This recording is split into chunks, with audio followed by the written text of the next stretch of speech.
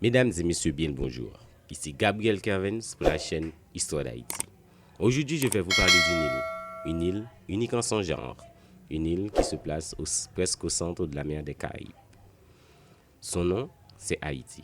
Et pour bien classer les choses sur l'ordre chronologique, nous allons commencer par la période précolombienne. Donc, qui dit période précolombienne, c'est la période qui se place avant l'arrivée de Christophe Colomb vers le Nouveau Monde. Et pour le cas d'Haïti, c'est le 5 décembre 1492. Avant l'arrivée de Christophe Colomb, on estimait le nombre d'habitants qui vivaient sur l'île à plus de 1 million d'habitants.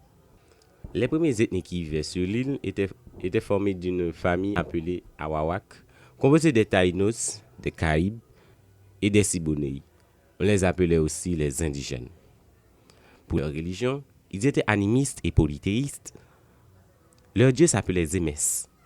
Leur prêtre s'appelait Bouchos. Durant cette époque, l'île, selon les indigènes, s'appelait Haïti ou Quisqueya ou Boyo, de la langue indigène, ce qui signifie pays montagneux et god terre.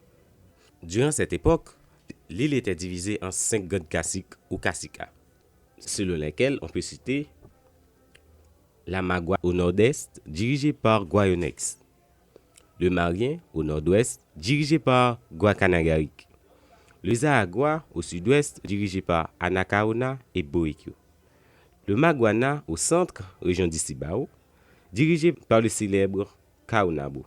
Et le dernier, le Igwe, au sud-est de l'île, dirigé par Kotubanama.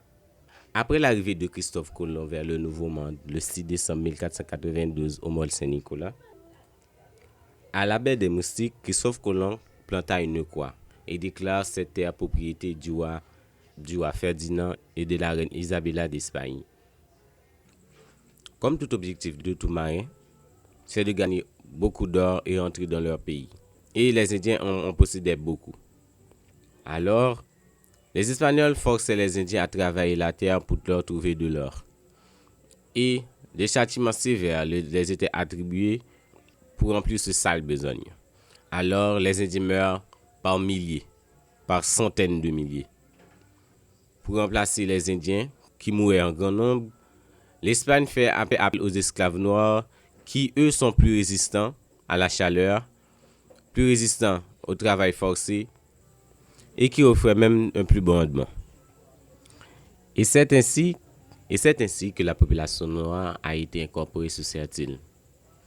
Et l'Espagne va perdre la portion est de son île par le traité de Ryswick signé le 21 septembre 1697.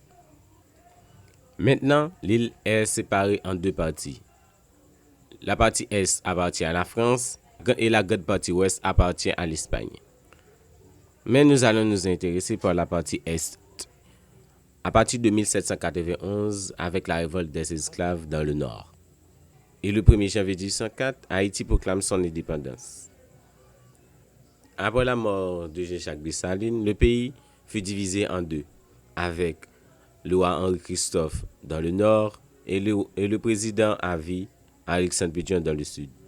Après le meurtre de ces deux protagonistes, François Boyer fut le seul président à gouverner le pays tout entier. En 1844, la République dominicaine proclame son indépendance.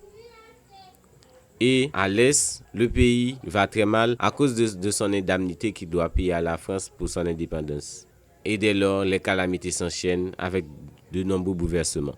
En 1915, ce fut l'occupation américaine et c'est au XXe siècle que la frontière entre Haïti et la République dominicaine est devenue linéaire, avec une frontière de 376 km de longueur.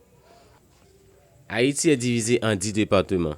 Mais avant, c'était 9 départements. Mais le 10 décembre 2003, sous le régime présidentiel du président Jean-Bertrand Aristide, le département de Nip a été ajouté pour en être le 10e.